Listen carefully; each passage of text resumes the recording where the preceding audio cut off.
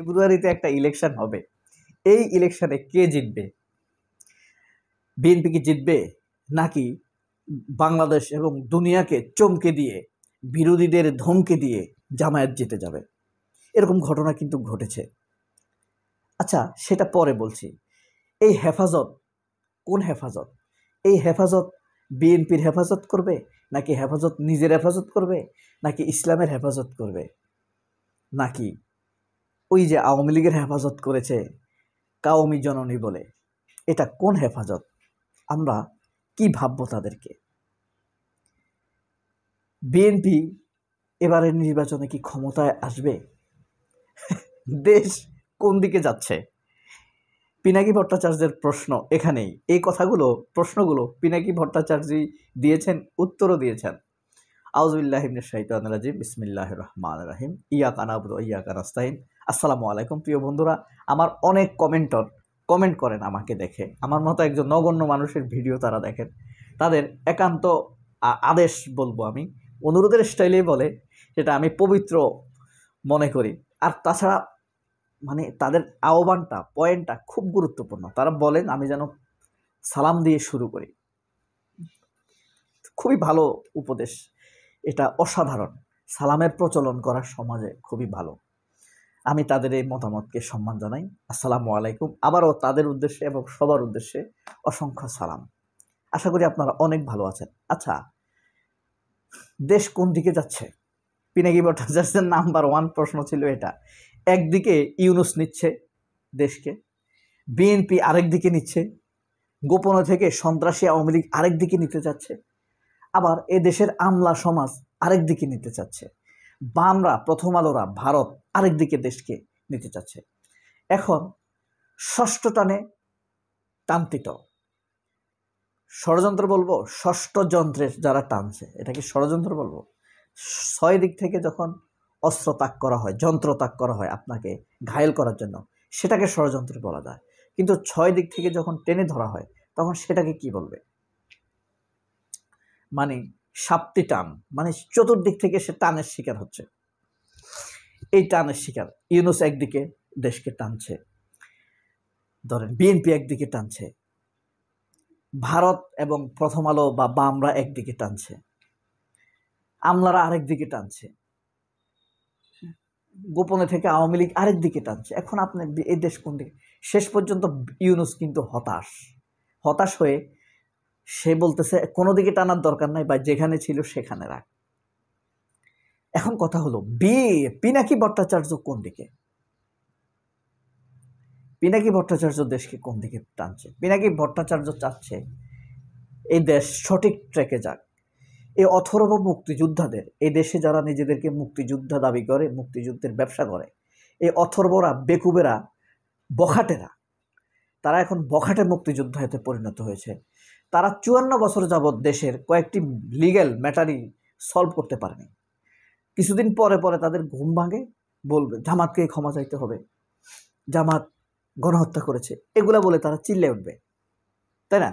কিন্তু ফ্যাক্ট হলো, এই যে তারা চিল্লায়, এই অথর্বরা, অকর্মারা, বখাটে মুক্তিযোদ্ধারা এখনো ডিসাইড করতে পারে নাই তাদের মুক্তিযুদ্ধে কি 30 লাখ শহীদ হয়েছে, নাকি 3 লাখ হয়েছে, নাকি 20 লাখ হয়েছে। এখন 30 লাখের একটা কথা বলে, এটা তাদের ফাঁকা আওয়াজ। কোনো আন্তর্জাতিক ডকুমেন্টস নাই 30 লাখ শহীদ হওয়ার। 267 দিন মুক্তিযুদ্ধ হয়েছে ভাই। 30 লক্ষ তারা দাবি করতেছে। প্রতিদিন 11,278 জন মারা গেছে গড়ে।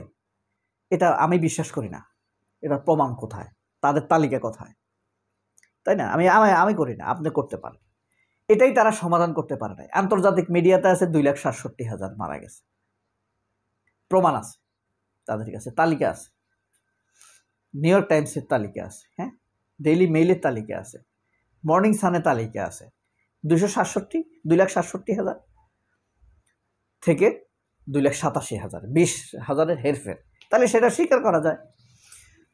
এখন এটাই এদের মুক্তিযোদ্ধাদের কথা কি আর আমি বিশ্বাস করব? ওরা অথর্ব, আমার কাছে মিথ্যাবাদী প্রমাণিত হয়েছে। এখন জামাত যে ক্ষমা চাইবে, 30 লক্ষের জন্য ক্ষমা চাইবে, নাকি 3 লাখের জন্য ক্ষমা চাইবে, নাকি 30,000-এর জন্য ক্ষমা চাইবে? জামাতের বিচার হবে কি 30 লক্ষের জন্য?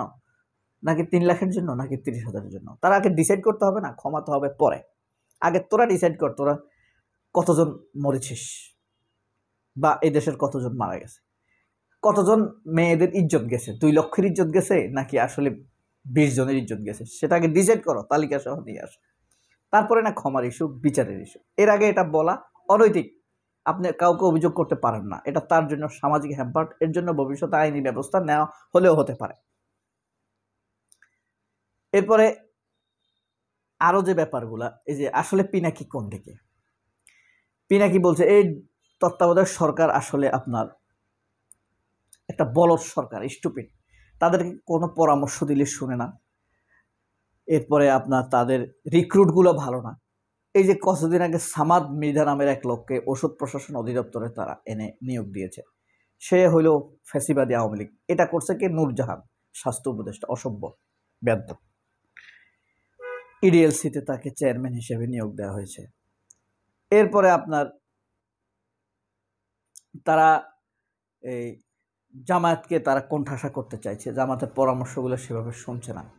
সরকার অনেক স্ট্রং থাকতো, শুধুমাত্র নিয়োগগুলোর ক্ষেত্রে যদি জামায়াত বিএনপির একসাথে পরামর্শ নিতে বসে, নিয়োগগুলোর ক্ষেত্রে সংস্কারগুলো থেকে ইনক্লুসিভ এক্সক্লুসিভ ম্যাটার তো থাকবেই, কি কি চমৎকারিত থাকবে, সবাইকে ইনক্লুসিভ করে করতো। তারা প্রথমেই কিন্তু কমিটিগুলো করে নেয়, এই কমিটিগুলো তারা 4 মাস পরে করে যায়। এই জিনিসগুলো নিয়ে পিনাকি ভট্টাচার্য ইউনূস সরকারের উপরে চরম বিরক্ত প্রকাশ করেছেন তার সর্বশেষ এই ভিডিওতে।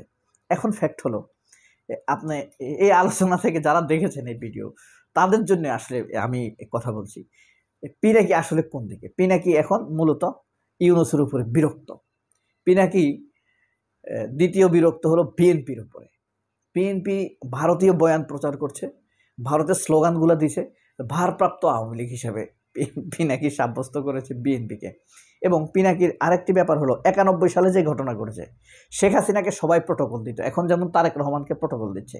ক্ষমতায় চলে আসছে কে? খালেদা জিয়া। পিনাকি আশঙ্কা করতেছেন যে জামায়াত চলে আসতে পারে। হ্যাঁ, কিন্তু পিনাকির দৃষ্টিতে জামায়াত আসলে এখনো প্রকৃত পারফেক্ট বিএনপি হয়ে উঠতে পারেনি। অর্থাৎ বিএনপি আওয়ামী লীগ হয়ে গেছে, এখন বিএনপির জায়গা তো খালি।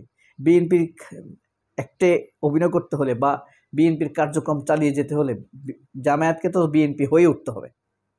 এটা এখনো জামাত হয়ে উঠতে পারেনি। আপনার ব্যক্তিগত মতামতটি কমেন্ট বক্সে কমেন্ট করে জানাবেন। ভিডিওর একদম শেষ প্রান্তে আছি আমরা প্রায়। এখানেই হলো আপনার ক্যারিশমা। আপনি কি মনে করেন জামায়াত ক্ষমতায় আসবে? আসলেও জামায়াত কি চালাতে পারবে? আপনি মতামত দিতেই পারেন। তার জন্য রিভিউ হলো, কেউই কোনো দলই অভিজ্ঞতা নিয়ে আসে না ক্ষমতায়। আপনার এর আগে খালেদা জিয়া ক্ষমতায় আসছে, তার আগে অভিজ্ঞতা নিয়ে তো আসে নাই, দেশ চালাইছে না? চালাইছে। এরপরে আপনার ধরেন এই ভারতের কংগ্রেস, হ্যাঁ, 47-এর আগে তারা ক্ষমতায় ছিল না, কিন্তু দেশ চালাইছে না? জামায়াত তো আমার মনে হয় পারবে। আচ্ছা যাই হোক, পারবে কিনা সেটা আপনারা বলবেন। সেটা এখানে কোনো আতঙ্কের বিষয় আছে কিনা। হেফাজত, এই যে বিএনপির লগে গেল, এই হেফাজতে একদিন শেখ হাসিনারে কাউমি জননী বলেছে, এই হেফাজত। তাহলে বুঝেন এরা আসলে কার হেফাজত করবে, এদেরকে কি বিশ্বাস করা যায়? এর ইসলাম, আপনি যদি নিজেকে পারফেক্ট দাবি করেন, তাহলে আপনার ভিতরে যখন লোভের উপস্থিতি দেখা যাবে, তখন তো ভাই আপনাকে বিলিভ করবে না সবাই, তাই না? সবাই অনেক ভালো থাকবেন। আল্লাহ হাফেজ, আসসালামু আলাইকুম।